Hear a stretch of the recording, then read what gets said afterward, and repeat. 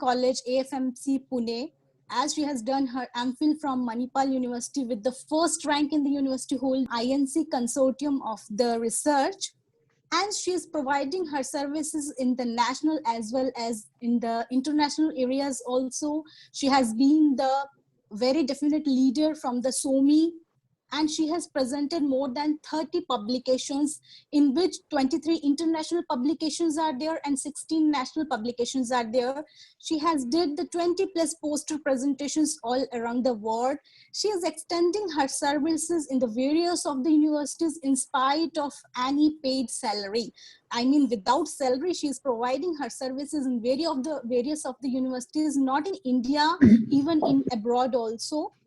So it is our good luck, or you can say it is our privilege to have Sudha ma'am as a speaker for today's second session, and she will deal with the theoretical perspectives in the nursing research. And I hope you all will enjoy the session and you will gain a lot. So have a good time and great time. So now I will over the mic to Sudha Reddy ma'am. Thank you, Poonam. Very warm and good afternoon to the Ansh College of Nursing and the National Teachers Association of India, all the office bearers, colleagues, members, and dear students. I hope you all have been enjoying this very basic series of webinar on research, and Chetna madam has already started on. Then I go on with the second topic, that is on theory application in research. I know it's a postprandial session and also a session very dry as theory application, because theory is very abstract. So even trying to imagine and understand it takes time and focus. And I hope you all will be with me and not drift off to your increased blood glucose levels. Starting to begin with this, what are theories? Theories are a set of interrelated concepts which give a systematic view of a phenomena, which can be an observable fact or event that is explanatory and predictive in nature. Like they say, the apple fell from the apple tree and the law of gravity was formed by Isaac Newton. When I happened to visit the Cambridge University campus in London, I did visit that campus and there was a tree, old tree, and they used to say, यही वो पेड़ था जहाँ से Apple गिरा था नीचे. और ये जो विंडो दिख रहा है ना, यहीं पे आइजैक न्यूटन बैठते थे, तो हम वहाँ खड़े होकर खूब सारे फोटो खींचे. And that is such a universal theory. अगर एप्पल पेड़ से नीचे गिरता है तो it falls down, whether it is in London or India or Mirzapur or Kerala or anywhere. So that is the beauty of theories. They are universally applied and they give a systematic view of a phenomena which is explanatory and predictive in nature. अगर बादल बरसेंगे तो बारिश आएगी. So that is the kind of truth in that, you know. And theories are composed of concepts, definitions, models, propositions, and are based on assumptions. And they are derived through two principal methods, deductive reasoning and inductive reasoning. So what exactly is a theory? A theory is a statement that purports to account for or characterize some phenomena, and that it pulls out the salient parts of a phenomena so that one can separate the critical and necessary factors or relationships from the accidental and unessential factors of relationship. Excuse me, ma'am. Sorry for interruption. We got request from the attendees. So you put these slides in the slide share so that full screen can be visible. Can we have that? Yeah, isn't it? Yes. Thank you. Yeah, now it's okay. Thank you so much. Thank you so much, the person who told to do it. Purposes of theory in research. What do the theories do in research? What is the relationship between theory and research? Theories serve to make the research findings more meaningful and interpretable, and they allow the researchers to knit together observations into an orderly system, and they help to serve to explain the research findings They guide the researcher not only in understanding the what of a natural phenomena, but also why of their occurrence. Theory also helps to stimulate research and the extension of knowledge by providing both direction and impetus. Especially in nursing, we give a lot of importance to nursing theories because nursing is a borrowed science. Whatever is there in nursing, whether it is sociology, physics, biophysics, chemistry, anatomy, physiology, sociology, economics, everything is borrowed from all other fields except the basic nursing foundations and whatever the nursing theories have come up now. So nursing theories are the scientific body of knowledge for nursing which give nursing the image of the profession. Very few of us understand this, but nursing का अगर अपना कुछ है तो वो nursing theories है which has helped nurses internationally to create a profession which is embodied by this scientific body of knowledge contributed by the nursing theories. There are so many nursing theories who have come up, and in my college, if you visit the nursing college at Belgaum, I have pillars. Each pillar has a nursing theory and description of the theorist. So it's so wonderfully done कि आते जाते देख लो तो you try to learn about the nursing theories. Why I concentrate so much or give so much of importance to theories, whether it is in nursing research, practice, or education, because in foreign countries there are wards set up. You know, there is a ward which is set up on Callista Roy's theory of adaptation. And in curriculum, in the curriculum in US and UK, the nursing curriculums, they adopt the grid of Callista Roy's theory of mm, nursing. So everywhere they are so much put up, and we only have been studying about it. हम पढ़ते हैं masters level में, फिर MPhil में, फिर PhD में, क्योंकि pre PhD requirement होता है, वो भी जहाँ पे under faculty of nursing you do your PhDs, you learn about theories. In some of the universities where people are studying under the faculty of medicine, because doctors don't know theory क्या है, उनके dissertation में conceptual framework भी नहीं होता है. तो वो जो teachers हैं, they neither take interest in teaching theories nor they want to learn because they finished their PhD without applying a nursing theory. I personally, I and many from Manipal, we have like, हम पूछते हैं nursing theories को क्योंकि this is the only thing which is a base for, you know, the profession of nursing in India. तो जो nursing में importance of the theories क्या है? Nursing theories will aim to describe, predict and explain the phenomena of nursing. They also provide the foundations of nursing practice and they help to generate further knowledge and indicate in which direction nursing should develop in the future. And this theory thus becomes very important to decide what we know and what we need to know. They also help to distinguish what should form the basis of practice by explicitly describing nursing. मतलब they describe the different meta paradigms of nursing. They say which direction the practice should go. The benefits of having a defined body of theory in nursing include better patient care, enhanced professional status for nurses, improved communication between the nurses, and guidance for research and education. Coming to a few more points on the importance of nursing theories, the main exponent of nursing, that is caring, can it be measured? It cannot be measured. It is vital to have the theory to analyze and explain what nurses do. Isliye different nursing theories have different concepts, the way they arrange the concepts and form a relationship between them. Every theory defines nursing care in a different way, which we will see later, and how it is applied to research. Like as medicine tries to make a move towards adopting a more multidisciplinary approach to healthcare, nursing continues to strive to establish a unique body of knowledge. This can be seen as an attempt by the nursing profession to maintain its professional boundaries. The most important part of the nursing theories is the four meta paradigms in nursing. One is person. Person is the recipient of care, including physical, spiritual, psychological, and socio-cultural components. It can be, the care can be provided either to individual or family or community. So that is the meta paradigm, person in nursing. The second meta paradigm is in environment. All internal and external conditions and circumstances and influences which affect the person encompass the environment. And the third is health, that is the degree of wellness or illness experienced by the person.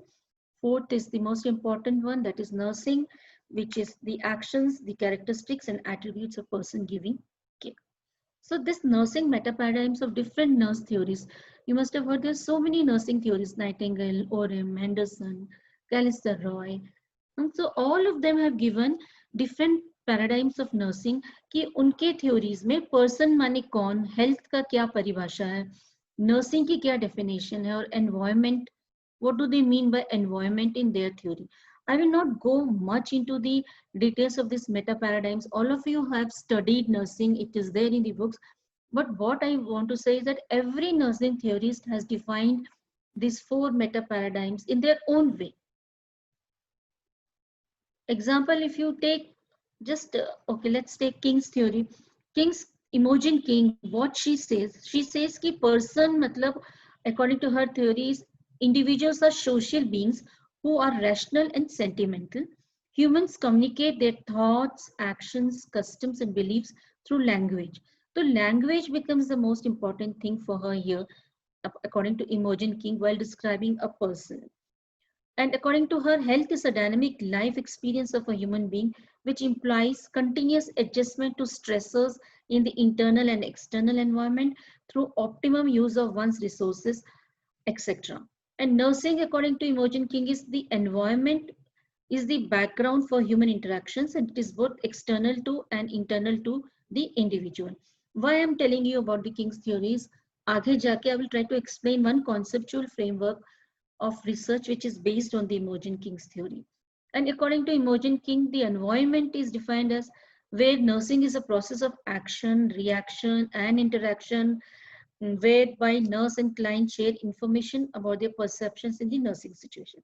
तो मैंने जानबूझ के king को describe किया है क्योंकि आगे एक कॉन्सेप्चुअल फ्रेमवर्क में we will be seeing how the nursing theory can be applied to the research process. मेरे आगे Dr. Clement is going to talk about the conceptual frameworks, but stealing a little bit from his topic, a theoretical framework, what is it? It is like the frame of a house. एक घर का जो frame रहता है, चार दीवारी होती है, that is a theoretical framework, which provides a context for examining a problem, that is the theoretical rationale for developing hypothesis, just as the direction indicator provides context for using a roadmap. तो उस घर के अंदर एक दादाजी रहते हैं, एक दादी रहती हैं, there's a husband, wife, children, their mates, and what is the they are the variables and the relationship between them in the social context. So that is what matters. So अगर घर नहीं होता, घर के अंदर फैमिली नहीं होती, तो हम फैमिली कहाँ डिस्क्राइब करते? एक मेंबर को इस घर से दूसरे मेंबर को दूसरे घर से ढूंढ के खींच के लाना पड़ता. So that way में अगर आप एब्स्ट्रैक्टली सोचो तो एक थ्योरेटिकल फ्रेमवर्क जो है वो एक फ्रेम के जैसे घर के, जिसमें आप कॉन्सेप्ट्स डालते हैं और उनके बीच में रिलेशनशिप्स डिराइव करते हैं. जो ये theoretical framework है, ये how does they guide in a research study? Whenever you do a research study, this framework brings meaning to the problem and study findings. It summarizes the existing knowledge in the field of inquiry and identifies the linkages among the defined concepts, thereby establishing a basis for defined concepts, predicting specific outcomes और generating hypothesis. अगर theoretical framework नहीं होता तो आप concepts नहीं define कर पाते, उनका predictable outcomes नहीं बोल पाते और hypothesis नहीं create कर पाते. So these linkages or propositions will spell out how concepts are interrelated and lay a foundation for the development of methods that test the validity and strength of predicted relationships or hypothesis. So the relationship between nursing theory and research thus becomes very integral. Whenever in master's theory we tell you कि एक conceptual framework बनाओ, operationally define करो, उसको अपने nursing research में डालो, because ये basic आप सीखते हो nursing theories के बारे में in masters, because it is very integral for you to learn this. One cannot exist without the other, and at all stages in the development and implementation of nursing theories, research plays a central role. Research includes clinical practice and experience at all core theories, because theory will eventually, what are theory? जब तक आप उनको action में नहीं डालोगे तो they are of no use, according to Walter Johnson. That is why in US there are wards, you know. एक ward में nursing care is based on Callister Roy's theory, दूसरे ward में nursing care is based on Orem self-care deficit theory. There are nurse practitioners who just come patient to patient. They draw the patient's nursing care plan with implication of theories. And then they tell कि इस patient का ऐसे care करो first day, second day फिर मैं आके बताऊंगी. That is how nursing is practised there. And research without theory results in discrete information or data which does not add to the accumulated knowledge of the discipline of nursing. Thus, theory guides the research process, forms the research questions, aids in design, analysis, and interpretation. So, what is the relationship between theory and research? Because what theory does, it enables the scientists to weave the facts together. वो जो बुनते नहीं हैं हम लोग, तो बुन के सारे फैक्ट्स को एक साथ इकट्ठा करना is what theory does. And this relationship is direct and positive. And the choice of a research design depends on the question asked and the current state of theory development. According to Kaiser Permanent, he says कि research design will always depend upon the question asked. आप एक qualitative study कर रहे हो तो उसके लिए आप ये रेडीमेड थ्योरी के डिजाइन नहीं ले सकते हो, क्योंकि क्वालिटेटिव स्टडी के लिए आपका जो कॉन्सेप्चुअल फ्रेमवर्क बाद में बनता है. यहाँ पे क्या होता है, क्वांटिटेटिव स्टडी में आपको पहले एक कॉन्सेप्चुअल फ्रेमवर्क, एक थ्योरी चाहिए होता है जिसके बेसिस में आप पूरा रिसर्च करते हो. क्वालिटेटिव में उल्टा होता है, पूरा रिसर्च करके फाइंडिंग्स आने के बाद आप उनको दूसरे कॉन्सेप्ट में बना के आप एक नया कॉन्सेप्चुअल फ्रेमवर्क फॉर्म करते हो. अभी जैसे थ्योरीज दो तरह के होते हैं. एक तो थ्योरी जनरेटिंग रिसर्च, जहां पे theory is design to develop and describe relationship between and among phenomena and without any preconceived notations. एकदम साइंटिफिक बेस्ड होते हैं. It is inductive and includes field observations and phenomenology. And during the theory generating process, the researcher moves by logical thought from fact to theory by means of a proposition, जो एक empirical generalization होता है पूरे population में. और theory testing research में theoretical statements are translated into research questions and hypotheses, and यहाँ पे जो है it becomes a deductive reasoning process. So the interpretation here will determine whether the study supports or contradicts the propositional statement. If a conceptual model is used as a theoretical framework for research, it is not theory testing. Theory testing requires detailed examination of the theoretical relationships. So जब भी आप application of theories in nursing research broad guidelines देखते हैं, तो theory क्या क्या करता है? A theory will guide for the framework for research. It will help in the whole research process. It will help you create research questions, formulate the research design, and help in the analysis and interpretation of data. Example, मेरे PhD की study का statement बोलती हूँ मैं आपको कि a study to evaluate the effectiveness of a structured counseling program on the knowledge of self-care behavior, coping strategies, and quality of life among HIV-infected postnatal mothers, and a qualitative analysis of their lived experiences in selected hospitals of Belgaum, Karnataka. ये problem statement था. इसके लिए मुझे दो तरह के conceptual frameworks बनाने थे, एक तो मतलब क्वांटिटेटिव के लिए और एक क्वालिटेटिव के लिए. तो I choose the Imogene King's theory where I am the research investigator and the HIV infected postnatal mothers are my clients. तो मेरा परसेप्शन क्या है कि if I will impart a structured counseling program on knowledge of self-care behavior and improve the coping scores and quality of life among the HIV infected postnatal mothers, ये मेरा perception है कि मेरा SCP ये सब चीजें करेगा. ठीक है ना. तो मैंने क्या किया, मेरा जजमेंट था कि mobilisation of resources incorporating the above needs to provide tailor made SCPs to the HIV mother. पर वो भी तो कुछ सोचती है, उसका परसेप्शन क्या है मेरी तरफ. When I explained to her कि I'm going to do this study on her, she needs to gain knowledge of self-care behavior, improving her coping strategies and improve the quality of life.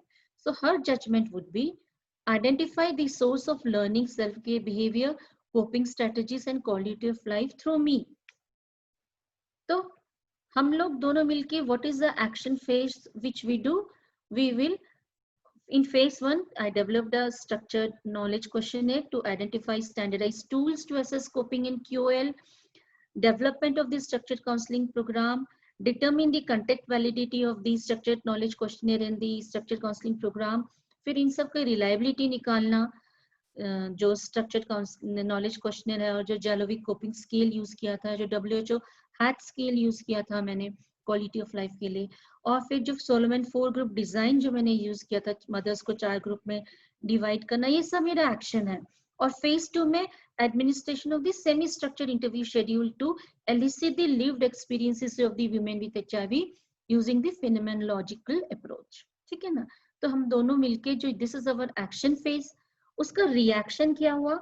Assess the existing knowledge of self-care behavior, coping strategies, quality of life by giving a pre-test in 2 groups, isn't it? Both the experimental and the control group। और वो reaction क्या हुआ इसका participant के लिए कि वो they are answering to the pre-test. और दोनों का इंटरेक्शन क्या हुआ? Administration of structured counselling programme हुआ, डिस्कशन हुआ, क्लैरिफिकेशन ऑफ डाउट्स हुआ, उसके बाद पोस्ट टेस्ट हुआ 10 दिन के बाद, 1 और 3 महीने के बाद in all the 4 groups of the mothers. फिर उसके बाद क्या हुआ? ट्रांजैक्शन हुआ। ट्रांजैक्शन जैसे बिजनेस में ट्रांजैक्शन होता है ना, लॉस या गेन, तो क्या ट्रांजैक्शन हुआ यहाँ पे? Gain in knowledge scores after administration of the counselling programme as measured by the posted scores. और अगर significant gain in knowledge, coping strategy and QL scores जो हमने एक्सपेक्ट किए थे वो हुए तो बहुत अच्छा है।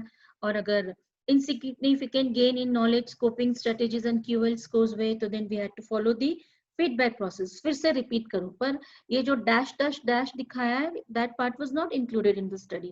So this is how, you know, every teacher should know and explain to the student any theory they apply। My favorite theory is actually Betty-Newman's theory, but this theory was applicable to my study, so I chose this theory। Otherwise, any other opportunity I get, I can explain the Betty-Newman's theory wonderfully। So this is how you try to put it and see how easy। अगर research नहीं होता, theory नहीं होता, तो आप लोग ये सब picture पे नहीं रख सकते थे and follow करना मुश्किल हो जाता था। And अभी जो दूसरा जो conceptual framework है, ये qualitative study था, जहाँ पे semi structured interview schedule दिया, फिर पेशेंट से क्वेश्चंस पूछे, इन्वर्टेड कॉमा में उनके स्टेटमेंट्स रिकॉर्ड किए कि नहीं मुझे बहुत बुरा लगता है कि मैं अपने बेबी को ब्रेस्ट फीड नहीं कर पाती हूँ और दूसरे मदर्स अपने बेबी को ब्रेस्ट फीड करते हैं। ऐसे डिफरेंट डिफरेंट उनके स्टेटमेंट्स को हमने मतलब ग्रुप में डाला, थीम्स में डाला, सब थीम्स बनाए, ट्रांसलेट किया, फिर फाइनली 4 थीम्स निकले कि living with the HIV positive status, accepting the motherhood with uncertainty, the life world of an HIV positive mother, and the hope of having a normal life for self and child। This was the conceptual framework which is always formed after the study in case of qualitative studies। तो nursing में जब हम बात करते हैं theories की, तो nursing में फिलोसफीज एमफिल में 100 मार्क्स excuse me ma'am, हाँ we got request, some of the attendees cannot understand Hindi, so ma'am you please explain in English। For example, you are providing examples na, they are very easy to understand, so please if you can tell in English it will be very highly appreciable। Okay, so I'll just repeat this quickly in English। I thought that most of the participants would be from north and theories Yeah, will some be from south area also we are having। Okay, so do you want me to repeat this again just or no ma'am, little bit 1 or 2 examples as you have explained regarding the breastfeeding na, that mother was feeling very sad। Okay, so okay, if you can I will do that, explain। understood। Dear students, I'll try to explain in English। I'm a South Indian but I'm more comfortable with Hindi।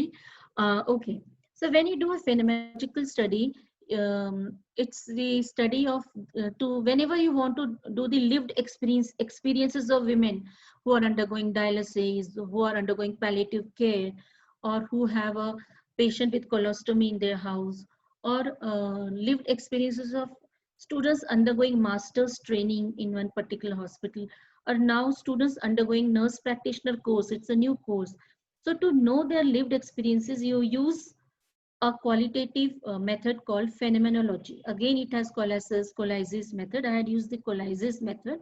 So in that, you have to have semi-structured, open-ended questions to them, and you meet all the mothers। And here sampling is very easy because in qualitative studies, you have 10 or 15 sample, or like in grounded theory research, you take interviews, and suppose after 6 or 7 mothers, you have come to a saturation of the sample, then your sample remains at 7। There is no hard and fast rule in qualitative studies that your sample should be 100, 200, 300, no।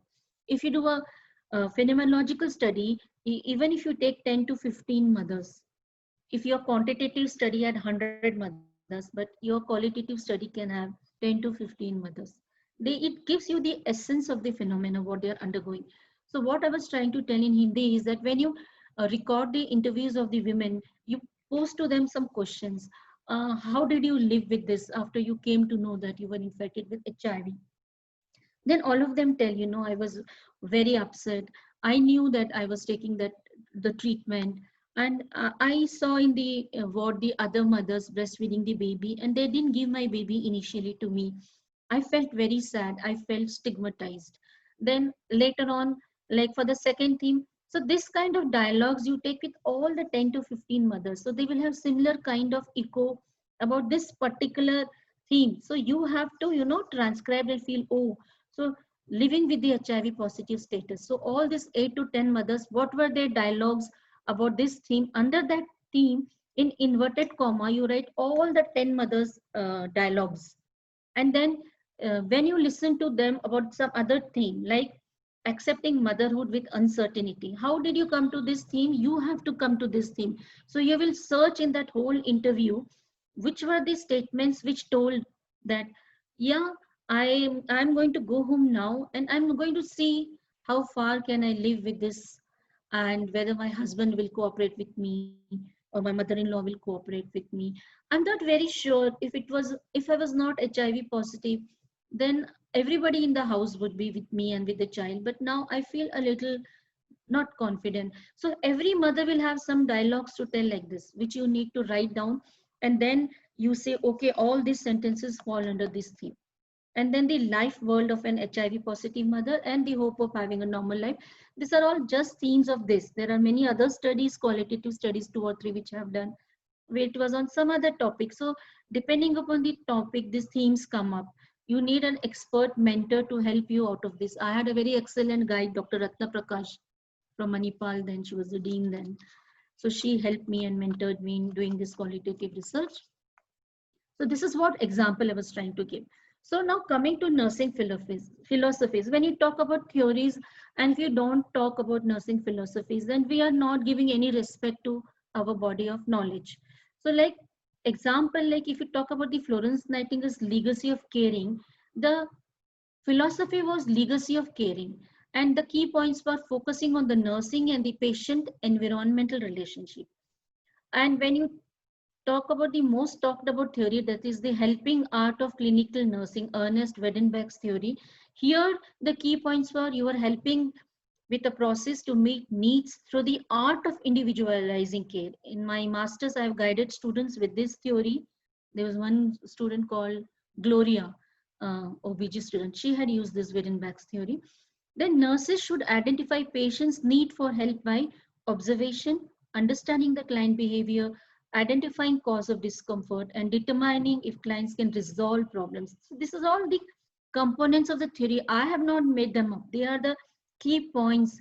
And like if you take the Henderson's theory, patient requires help towards achieving independence. There is derived definition of nursing, and there are 14 basic human needs on which nursing care is based. So every nursing theory has a philosophy. Like फे अब्दुल्ला का भी इतना famous need based theory है. तो Lydia hall जिसका care cure and care model है. Nursing care is person directed towards self love. And then there are just examples I have given. If you're passionate about your profession, read about nursing theories. Some of you who are youngsters, read about it, write books on it, write books on application of nursing theory on nursing process and nursing research. Maybe when I retire, I will try to collaborate with one of you, because right now the work is busy. We can't sit and write, but you can create your own theories. Whoever is listening to me, no, theories can be created. So then there are grand theories, meta theories, middle range theories, micro theories. So ये जो बड़े grand, the bigger grander theories like Dorothea Oram self-care deficit theory in nursing is one of the grand theories where you say that self-care maintains the wholeness of the individual. So there are, why is it called a grand theory? In that grand theory, there are small 3 theories: theory of self-care, theory of self-care deficit, and theory of nursing systems. And where nursing care is again wholly compensatory, partly compensatory, and supportive educative. All of you have read, those who are masters here. One of the most applicable theory to nursing care is the Dorothy Orum's theory. You can take it in a pregnant woman, you can take it a patient undergoing surgery, you can take it for a neonate in NICU. All these theories are applicable to it. Then the Levine's conservation model, which proposes that nurses use the principles of conservation for client energy, personal integrity, structural integrity, social integrity, where there are three nursing small theories in this: conservation, redundancy, and therapeutic intention. And then there is the Martha Rogers Science of Unitary Human Beings theory and Dorothy E. Johnson's behavioral system model, very much used in the pediatric setup. Like in this theory, individuals maintain stability and balance through adjustments and adaptations to the forces that impinge them. Individual as a behavior system is composed of those 7 subsystems of the attachment, affiliative, dependency, achievement, aggressive, ingestive, eliminative, and sexual. Very interesting theory to apply in all the pediatric dissertations, and disturbance in any of these can cause nursing problems.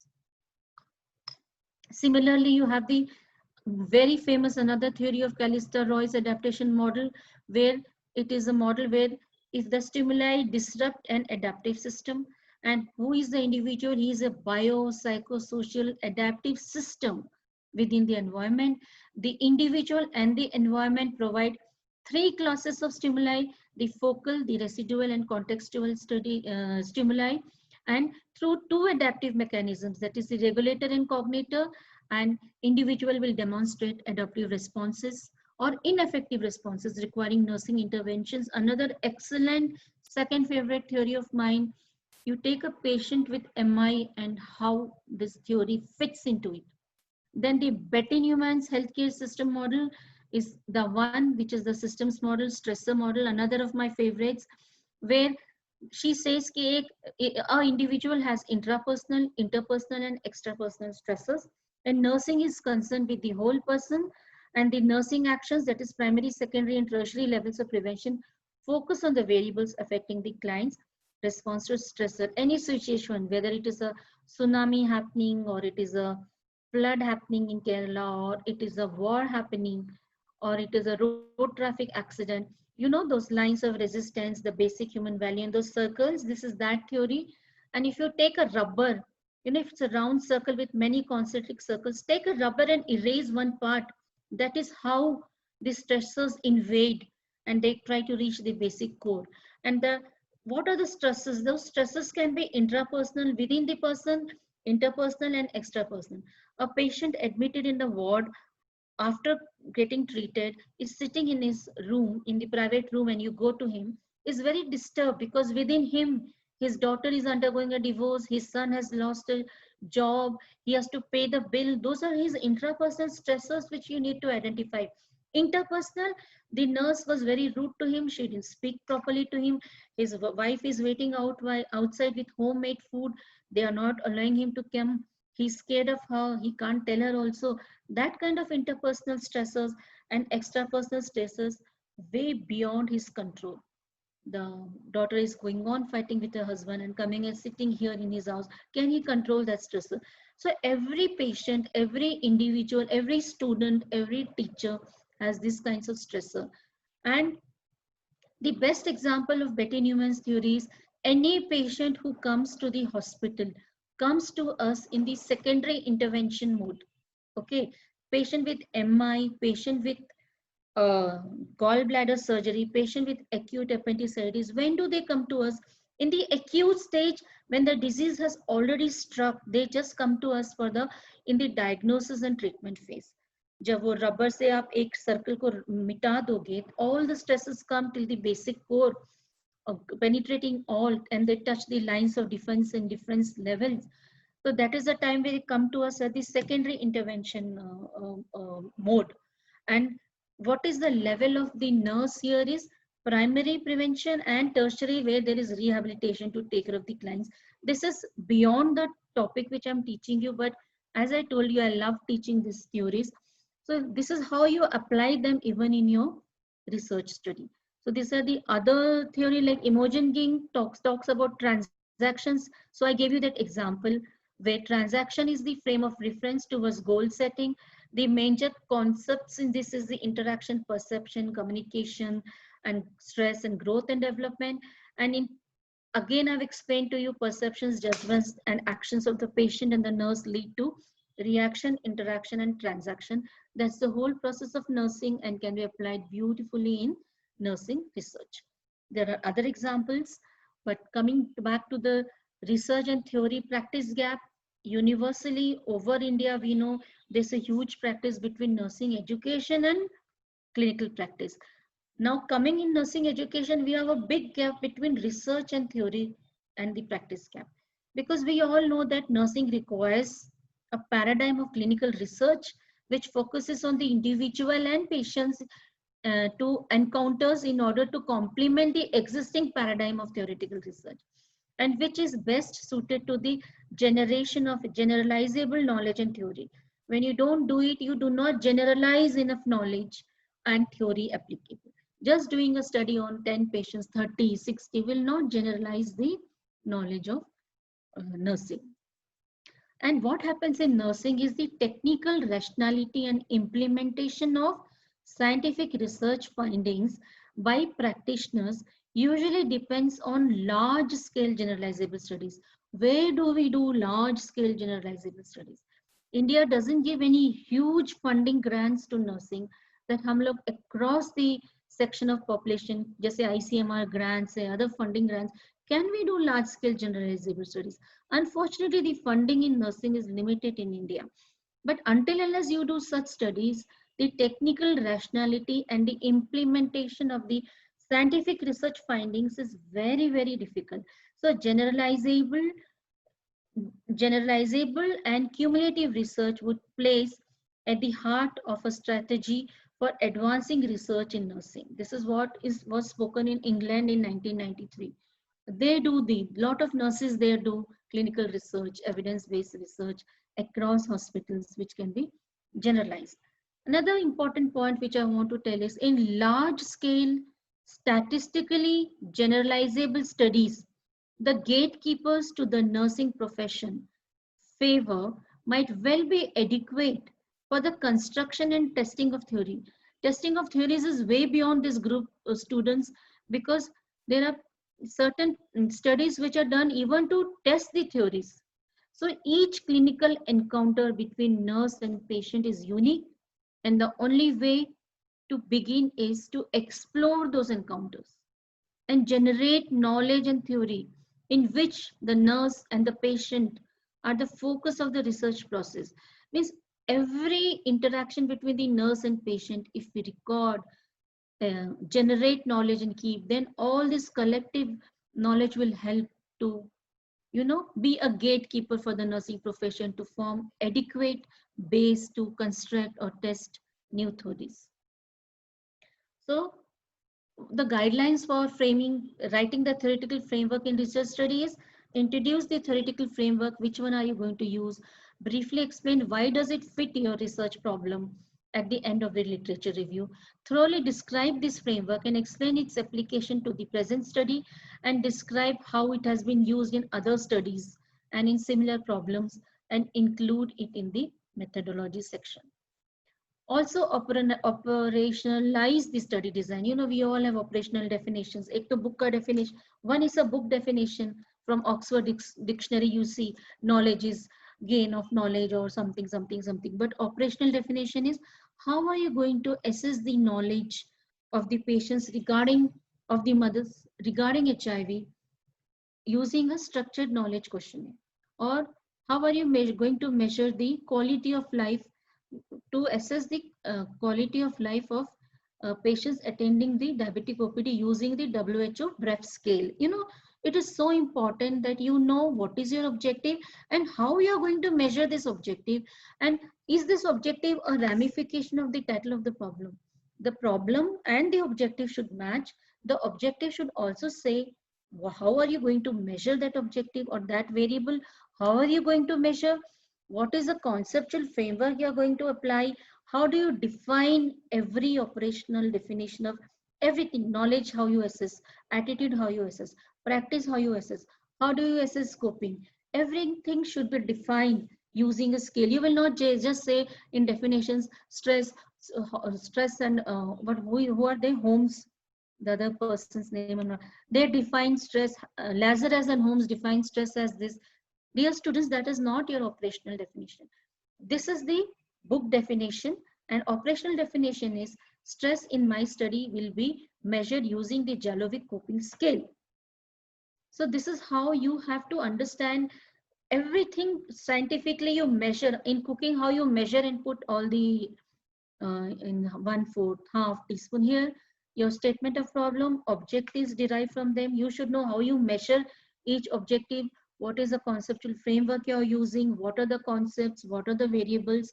How do you define them? And how do you correlate them using a theory and forming a conceptual framework? And then comes your research methodology, sampling, and other things. So everything has to be a part of your conceptual framework.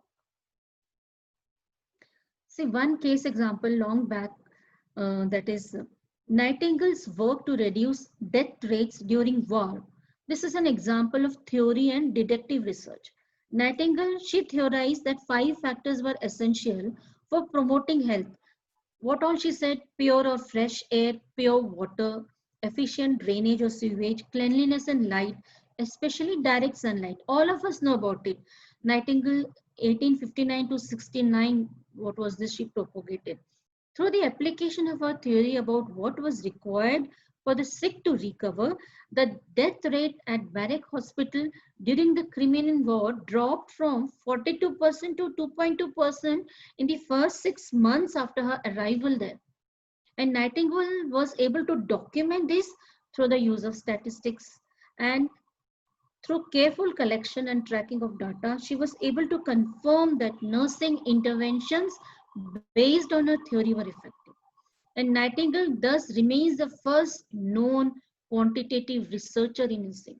Her work is an excellent example of developing theory, applying the theory to practice, and finding support and validation through systematic research. You know, when I had visited Sweden in 2009 under the midwifery leadership program, there's a museum there where all her notes in her handwriting were kept. Notes on nursing in her own handwriting were kept, and we were so awed to see her handwriting and remembered the great work which she has done for nursing. So so just 3-4 sentences and I finish. A rapid review of what all has been discussed today. Theories are set of concepts linked by propositions that explain phenomena, isn't it? Concepts will be there in those circles. Propositions are those lines. When they connect to each other, every theory is defined. If it is a Hildegard's Papulius theory, it's a different thing. Dorothy theorems is different. Henderson is different. So how interesting it is that theories are concepts linked by propositions that explain phenomena, and they provide a belief system to guide nursing practice. Every theory, whether you apply it in India or US or America, says the same for the patient. You apply it on a individual, family or community, says the same. Concepts are words or phrases conveying unique ideas or mental images. They are the building blocks of theories. If I say I'm having tea in my cup. So my cup of tea will be white in color with pink flowers. You may use a glass. Someone may use a steel glass. Someone may use a bone china cup. So it's a very abstract. When you describe a cup, everyone says my cup is white in color. It has a handle. It is short. It has also a saucer.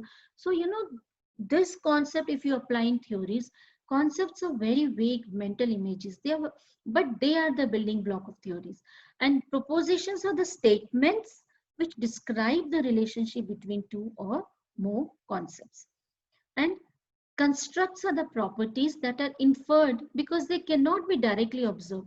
You can observe the propositions, concepts, relationship, but constructs, pain, emotion, stigma, hope, you cannot, they are just inferred, they cannot be observed. And variables described how concepts will be measured at the empirical level, and hypotheses are propositions that can be tested empirically. Hypothesis should always have, whenever you form a hypothesis, see that it always have the the dependent and the independent variable. It has a test to measure them.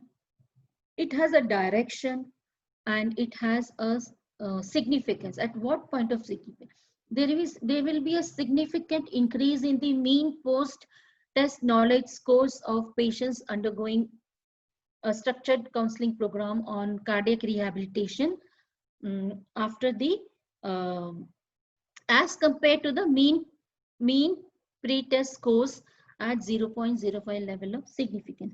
एक hypothesis तब तक complete is not complete till you have the dependent and the independent variable, the intervention in the statement and the direction where it goes, and the measurement of significance, p-values. So that is the beauty of hypothesis.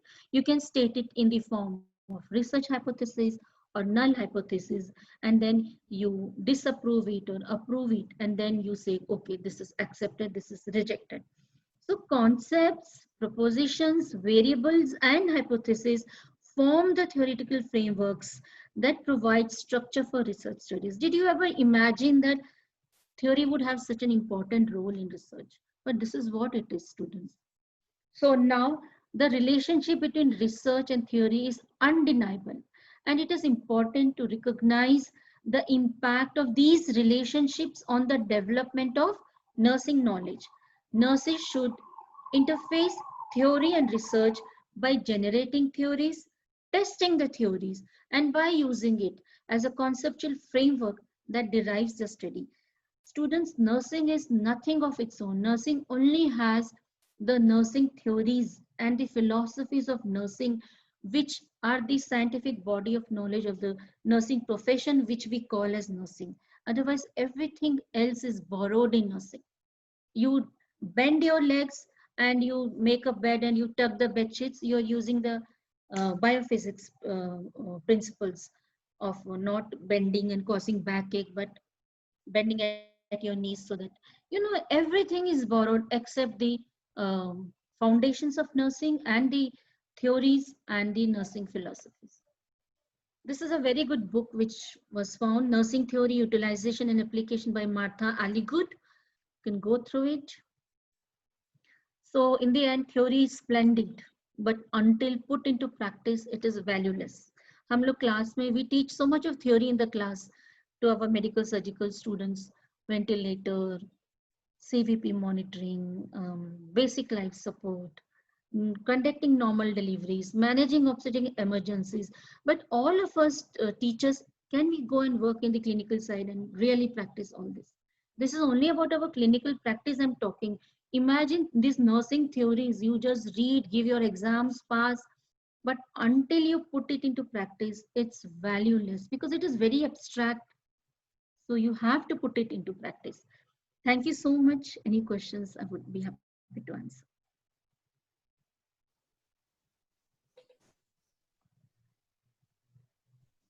Yes, Poonam. Thank you so much, ma'am. It is very valuable, well explained session by you. Even you made it more interesting. Truthfully, frankly speaking, many of the times when we used to study theories in our classroom, it used to get a little bit bored. But one thing I must say that when we used to imply the theories in practical area, it becomes more useful, and you can say that it becomes more magical. We used to learn about the theories and we are not going to forget that. So because of one call off there, I lost all the QA queries. Ma'am, can you see in the QA box? Some of the questions were there. Yeah. How to apply in research, ma'am, examples from experimental studies. I mean, there are so many studies. You can apply any study in your research. Like experimental study you want to do, like I showed you this now, the Imogen King's theory. You can apply it in research studies. If it has any descriptive studies, like many of the community-based studies, you can use the Nora Pender's health belief model, the Rosenstock's model of health. So, and the next question is there any difference between conceptual and theoretical framework? They are almost the same. Theoretical framework builds the conceptual framework.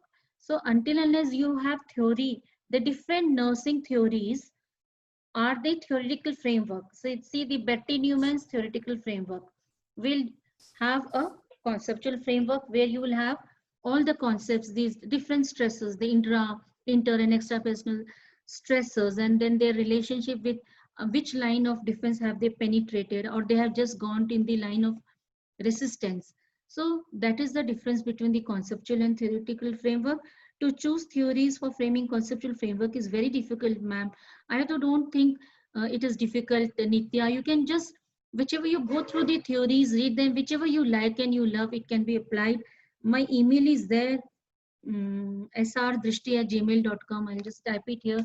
All of you can contact me, and any doubts are there, I can always mail you back. It may take time because I'm a principal, and I have become a clerk. I'm no more a teacher, but I will definitely try to help you all out and help you to select which theory for what. I have put my email in the chat box.